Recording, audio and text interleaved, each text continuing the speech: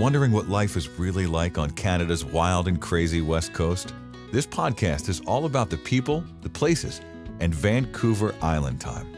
Together, we'll explore this island paradise, a combination of ocean, city, and country living. We'll meet the fabulous locals such as the Fudge Fairy and the Chicken Lady, who have chosen Victoria and Vancouver Island as their home. And we'll learn what makes this place unique and special to those who live here. And now, your host of Vancouver Island Time, Jane Johnston. Hi everybody, it's Jane Johnston with the Briar Hill Group at Remax Camosun and host of Vancouver Island Time. I'm here with Aleita Laird of Aleita Jewelry. And we're going to be talking about the Saanich East area, primarily Broadmead and Sunnymead. So when did you move here? 20 years ago. And why did you choose this area? We just love the beauty of the area, the access to so many amenities, close to the beach and parks. Did you choose this particular design of house for a reason? We moved from a very large home and decided to go into a rancher where everything's on one floor, so easy access, preparing for retirement. So this is an unusual development because I think now it would be a strata, which is where people share common property. But in the past, they obviously didn't do that. Do you find the demographics of the people are all in this area are all similar to you, or are there young families here? There's a few young families. Mostly they're 38 to 90 on this one street. As soon as the older people move on, we get usually couples with young children that move in and they grow up, and yeah, it's a nice mix, very friendly. Yeah, you have, I know you have the elementary school nearby, and then the middle school across in Royal Oak, and then the high school. So is it popular with families with school-age kids? Yes, just trying to get across the street at 8:30 in the morning at Lochside School with my dog for walks is almost impossible because there's so many children, so many bikes and dog walkers. It's great. It's a very lovely place for children. What is there to see and do in this area? Well, to do, you can just walk out our back door here and you're on Lochside Trail. A lot of people, including us, ride our bikes anywhere from down here to downtown, out to Sydney, back, Maddox Farm. There's shopping at Broadmead Mall, everything you can ask for. There's Saanich Commonwealth Pool. I have a question. How long does it take you to ride your bike to Sydney and downtown? Downtown's about a good 35 minutes, and Sydney's probably a little longer. And it's mostly flat, right? Mostly flat, yes, and a fairly safe path all the way out and all the way downtown. And so that's a bike-only path? Yes. What sort of people do you find? Are there also rollerbladers and walkers on that path? A lot of walkers, especially dogs. This is a really dog-friendly neighborhood. We've raised 3 dogs here so far. We're on our 3rd rescue from Puerto Vallarta, Mexico, through BC Adopt a Pet, and they love the walks. A lot of hiking trails, walks to the beach. There's parks that you can just throw frisbees and balls for them. Dog-friendly parks? Very dog-friendly, yes. You can let your dog off a lead. Okay, so I personally love to eat. I'm just wondering what good restaurants are there around here? Well, we really like the bistro at the Broadmead Mall, and of course Romeo's, great pizza and Spanica pita, and then we go to the Med Grill quite often and sit on the patio in the summer. Everything's within 3 to 5 minutes away. Do you find the Med Grill a bit loud with the traffic? Not really, no. No, doesn't bother us. Of the 3, what's your favorite? Oh, the Med Grill. Yeah, I find that it has nice atmosphere, and plus you can there's a room upstairs, right, where you can have your own reception. And yes, and sitting on the patio in the warm weather is just a real treat. And they have a great variety of food, plus there's what do you call it, these specials every night where you can get 5 different things for $22. It's amazing. A price fixed menu? Yes. The bistro just opened up this year, but I noticed that it's very popular. I tend to go there for lunch. Do you lunch or dinner? We have our dinner there every now and then. It's a nice place too. More of a limited menu, but well prepared, well attended. It opened 3 years ago, actually. Oh, really? Yeah, I just yeah. discovered. Yeah, it's a lovely place. Down home cooking and a little bit of French cuisine in there. It's really nice. What about those? There's a Thai restaurant in there. Do you ever go there? I don't, but my husband does. I'm not keen on Thai food, but he really likes it. He goes there with a friend of his about once a week. And there's a Japanese sushi place there too, and a little Mexican restaurant, just a quick, tostada or, whatever. What do you call those things? The beef burritos, that sort of thing. Something to go there for lunch. I go there for lunch. They make amazing salads. Yeah, and great guacamole. Yeah. Okay, so we talked a bit about recreation. So there's the Lochside Trail and dog-friendly parks. What about other places? So Commonwealth Pool? The Saanich Commonwealth Pool, they have beautiful pools, really clean. There's the Olympic size pool. They have a lot of competitions there. And then they have the tank where a lot of us older people go because it's nice and warm and it's 25 meters. There are pools for children. Great choices of courses to take and activities. It's a wonderful atmosphere there. I love it. I love going there. But that's about all we do. Walking the dog 6 to 8 kilometers a day. He's a high energy dog. Keeps us really busy. Well, that's why you look so good. Oh, thank you. Okay. Demographics of the area in general around here. Well, depends. In this specific area, I'd say it's 40 plus and, right up to 90, 95. We have a lot of older people in this area and some young families moving in. A little bit further away is you have a lot more younger families, but on this specific street, it's more higher density of people well over 40. Yeah, because of the rancher style. Yes, the rancher style, but the bigger home is just not very far away at all. There's swarms of kids. I just can't believe how busy it is when I take my dog out for a morning walk and there are so many children going to school. And then when they come out, it's like swarms of kids and parents picking them up and lots of dogs walking their kids home. And yeah, it's a wonderful place to raise kids. It's safe and secure. I've never felt the least bit nervous here in Broadmead. Do you ever go to Rithit's Bog? Yes, we walk the dogs down there too. Yeah, that's another great place to walk your dog. Lots of wild cats and a lot of birds and ducks. And yeah, they love that walk. A lot of smells. For the dog? For the dog, yeah. Not for me. Yeah, they go crazy down there. A lot of different smells. I find, so Rithit's Bog is actually right in the middle of Broadmead, and it's between the highway and the hill, and it's a low-lying area. It's kind of incredible, actually, that they didn't develop it. It's like a peat bog. It fills up with water in the winter. It can actually freeze, although I would never trust it for, walking on the ice or skating.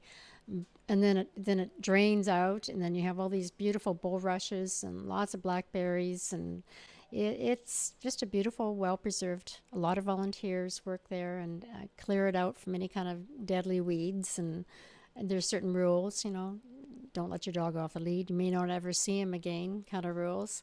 Yeah, it's beautiful. We love walking that bog. It's a circular walk, so you can, how long is it, do you know? 45 minutes brisk walking. So what do you do for entertainment around here? Well, we go out for dinner once in a while, but as far as entertainment, we don't go out that much anymore. We're kind of retired. We love our home because it reminds us of a cottage in the woods, and it's so cozy and comfy. I have a lot of hobbies, and my husband does too, and we're home buddies. We entertain a bit, and we have grandchildren and 3 grown children, and we're just always busy. Always busy. More during the day. Yes. Yeah. The nighttime is a little more challenging to go out. But, we also like it because of the accessibility to doctors and dentists and vets. They're all around you. Easy to get to. Drop-in clinic about 5 minutes away. So you can have everything you want here. Starbucks. Yeah. Starbucks, Thrifties. Mark's Warehouse. Yeah, it's all here. In this area, it's really warm and friendly. When I take out the dogs for walks, you actually know the names of the dogs, but not their parents, even though you would see them like for 10 years. You never really know their name, but you always stop and talk. This place is very friendly. Sometimes it takes me a lot longer, or my husband, for a walk, because you see so many people and you just hang out and talk. It's very warm and friendly here. It's also unusually flat in the Sunnymead area. Yes, it is. Yeah, I mean, you can walk up the hiking trails. There are some around here where you can walk straight up, and there's about 3 levels to get to the top. So if you like that kind of challenge, you can do that too. Or you can walk a 15-minute walk to the beach down by the beach house is a lovely area. And you can walk there in about 20 minutes from here and just be right on the water. And that's stunning. And that's probably one of the few places in Victoria where they have houses right on the water, between the road and the water. Yes, plus is Maddox Farm a little further down. Maddox Farm is a group of shops that are more artisan type shops. There's a great little restaurant in there, a lot of kind of pottery and art and lovely clothes. And I think there's even a candle store there. So it's always interesting to go down, have a lunch, and then just walk around and spend some time supporting your local community, your local artist. Also, there's a miniature mini golf area there for kids. And then right next door is your Cordova Bay golf course, which is beautiful. And there's 2 sides to the golf course, so the side on the hill is a bit shorter. It's the Arbutus Ridge. I think that's what it's called, but it's only a 9-hole. And so I always find it perfect for my needs to go up there and play a little bit of golf. Takes about an hour and a half to go on that one. It's good for company retreats, actually. Oh, is it? Okay. Yeah, because it's not so long that, and if you do best ball, you can get around it without, embarrassing yourself. Yeah. It's not too competitive. Okay, so we've had a really great introduction to the Sunnymead and Broadmead area. If you want more information on this area, you can contact me. My name's Jane Johnston with the Briar Hill Group at Remax Camosun and host of Vancouver Island Time.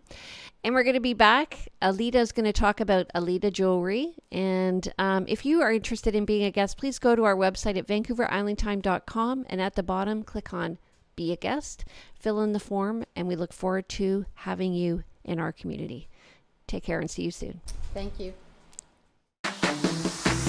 Vancouver Island Time is brought to you by the Briar Hill Group at Remax Camosun, Victoria, where we bring local expertise and global presence to your property.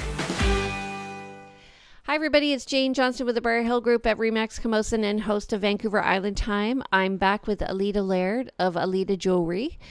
So tell me, first of all, I know you're a very successful insurance broker. What made you get into jewelry? About 8 years ago, I thought I needed something else to do besides business and starting businesses and making money. It's nice, but I needed something that was just for me and something fun and something creative. And so I took a couple of courses and thought, wow, this is a lot of fun making jewelry. And I got quite obsessed about it for the longest time. I bought books and took courses and, just oodles of inventory. And I just found so much joy and such a relaxing outlet for me. I sit quite often in the evenings and watch TV episodes or Masterpiece Theater and have my big, huge magnifying light looking down on my tray. And it gives me this sense of joy and peace that I haven't had for a long time, like a child, learning how to play again. And it's growing. And I've grown making the jewelry, and about every year or so I revamp everything. And now it also prepared me for retirement, because I thought, oh my gosh, once I retire, yes, I can play golf, I can walk the dog, I know how to cook really well, and I love to read books. But now I have my jewelry, which can take up 3-4 hours a day just doing stuff with it. And now that I'm retired, I'm actually rebuilding the website, getting a bigger internet, social media type presence. I'm attending a fundraiser this coming Sunday at the Empress Hotel in Palm Court from 1 to 4 to help raise money for the students of St. Margaret's School. So part of the proceeds of my sales will go to that. And so I love doing fundraising events. Where do you get your inspiration from? Dreams, looking at books, watching what's trending, buying stones and creating, pieces that I love. And I'm now creating collections. And everything I make is mostly one of a kind. So that's why you see the caption called One of a Kind Jewelry for That One of a Kind Woman. And I really love my dream client is a woman who loves to spoil herself and just wants to have something just for her. And maybe she's now at a point where her teenagers are mostly gone or out of the house or so busy. And now she can take care of herself and just really enjoy wearing pieces of art or pieces of beautiful jewelry. And it kills me that you said you're retired, because I know you've just started up a new business. Yeah. Well, I have to do something. My treasure chest is overflowing with jewelry, and so it has to go somewhere. So I'm looking for homes for my jewelry. Okay, so tell us what you have here. Well, I work a lot with freshwater pearls. So these are called Kishi pearls, and they have beautiful colors. There's grays and ambers and little orange and whites, and very creamy. And it's a lovely necklace to wear. And then the matching earrings. Everything I make is from freshwater pearls, ocean pearls, gold, sterling silver, gemstones. So where what kind of oyster would those come from? Probably a farmed oysters, because they have to put something inside the oyster to irritate it so it creates these beautiful colors and shapes. Like a seed pearl. Yes, exactly. Yeah. Okay. So, but there's all types of pearls. Now I'm mixing them with leather. So I now have leather and pearl. There's a brand new section on my website called Leather and Pearls. And I'm now using pearls with red leather, gold leather, yellow leather, brown, chocolate brown, and black. And they look really smart. So that's fun.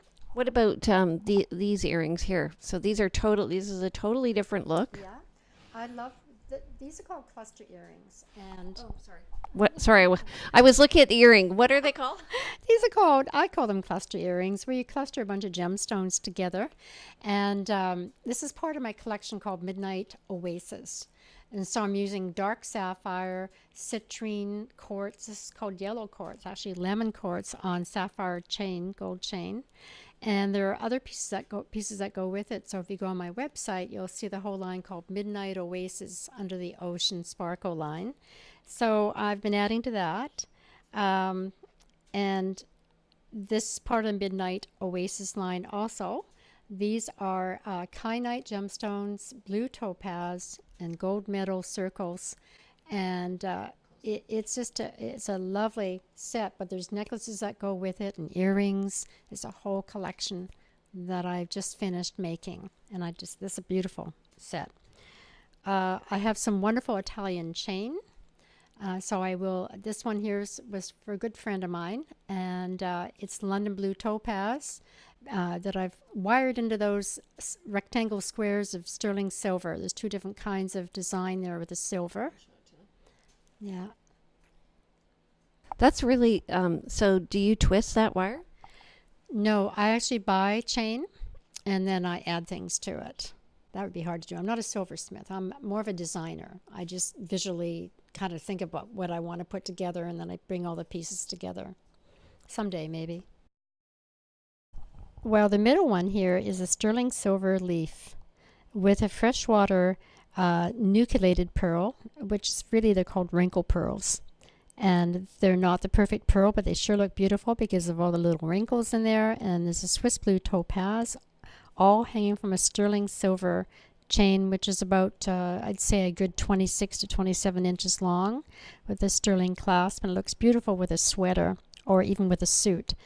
This is one I'm just finishing off. It's a choker style type necklace with 3 pearls hanging straight down. There's a Tahitian pearl, which is perfectly formed, just a beauty, with a sterling silver cap and 2 freshwater creamy pearls. This is part of my Midnight Oasis line on my website. These are yellow quartz stones with dark blue sapphires on gold fill earrings. And here's another part of the Midnight Oasis line. These are gold metal circles with kyanite and blue topaz. Just love that one. Here's something I made for one of my girlfriends just recently. It's an Italian heavy chain with London blue topaz. This is all sterling silver. Each piece of these gemstones are London blue topaz. And this is these are called Kishi pearls. Beautiful freshwater pearls in a variety of kind of creamy, amber, grayish, purplish type tones with earrings, matching earrings. I think it's interesting that you have the like all the names and the designs, like they're all very different. Yes, that's why it's called one of a kind for that one of a kind woman.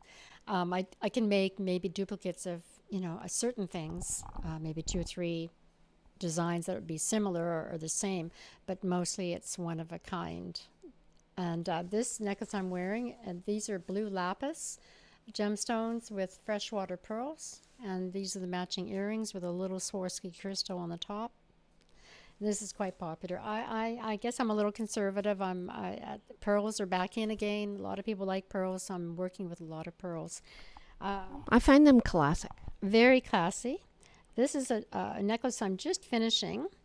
This one here has an incredible Tahitian pearl on the bottom with a sterling silver bead cap and just 2 freshwater creamy white pearls. It's like a little choker. I have to still work a little bit on this one, but I wanted to bring it out so when it sits on your neck, I just love it. This is quite popular, this design. So it would sit a little higher. A little higher, like a choker with 3 pearls kind of cascading down. Yeah, it's very simple, but with a blouse or a sweater or a dress, it's very classy. And there's matching earrings that'll go with that, made from Tahitian pearls. Are you comfortable talking price? Sure, yeah. So what are the prices of these? Well, the prices for this particular chain, for this bracelet, it'd probably be around $249. Because of the cost of the sterling, it's very heavy, and the design and the London blue topaz gemstones are not cheap either. Something like this bracelet would be about $120. Maybe about $120. I'm still pricing them. This set with the earrings, this would be about $139. It all depends on how I can, where I'm getting my materials from. It costs money. You usually have to buy them in US dollars and pay for shipping. And then I need to double that cost of the wholesale to get some kind of return for me. And I tack on a little bit of extra for the time and labor. And but mostly my earrings run from $60 up to $200. Necklaces can be $95 all the way up to $500 or $600 or $1,000. Bracelets anywhere from, again, maybe $69 all the way up to $400, depending on what you want. I have a friend who brings in cabochon stones. Cabochons, yes. Those are like beautiful rocks that have been finished into like a round surface on the top and a flat back. And you would put, you can wire wrap them, or you can put them into a frame and press the frame against it and then hang it from a lovely necklace chain. I have a few, haven't got to that one yet. I mean, you can go crazy in this whole jewelry making world, and I'm always falling in love with it. It's like falling in love with your husband, constantly falling in love.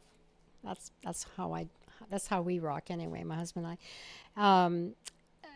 But my next stage is to learn a little bit about silversmithing and wire wrapping these cabochons, because I do have a few. And one of the things making jewelry has helped me with was healing myself. I've been through a lot of health trauma the last few years, and to take my mind off any pain or any stress about it or anxiety, I get lost in my world of making jewelry and creating. That has soothed my spirit like nothing else has. And who's your mentor? Who would you say is your mentor? Mentor with jewelry? Oh my goodness. I actually am. I have a coach, a couple women from New York, and they coach women, jewelry designers who really want to, get really good at what they do. Not only just, physically making the jewelry, but presence and website designs and how to promote it and how to sell wholesale to retail. And there's a whole course that I've been taking for almost a year now. And it's a virtual course, through Zoom and through your social media like Facebook time and whatnot. They are my mentors right now. And it's called Flourish and Thrive Academy for Jewelry Designers from New York. How did you find them? Oh, I just researched, because I wanted further training without having to go off to courses and travel. This way it's all virtual, it's traveling on the internet highway. Totally makes sense, because I think the one thing people do is they have the passion, but they don't run it as a business. So you're learning both sides. I am, and I've had 3 businesses in my life, started them from scratch and then built them up and sold them. So I have the business expertise and background, but the jewelry is a different language, totally, the artistic side, and how to promote it and what's your dream client and how can you inspire emotions and it's a really different language. So it's been a great learning experience and continues to be. And I wake up every day excited just to, okay, today I got to learn how to use Planalloy and how do I create a newsletter on MailChimp and, Instagram. And so I'm always learning something new. And I think that's what's going to keep you young and invigorated. Yeah, that and being a new grandmother. I just had another grandson 5 weeks ago. So I have 2 grandsons now. That's great. So if people want to get in touch with you, what's the best way to?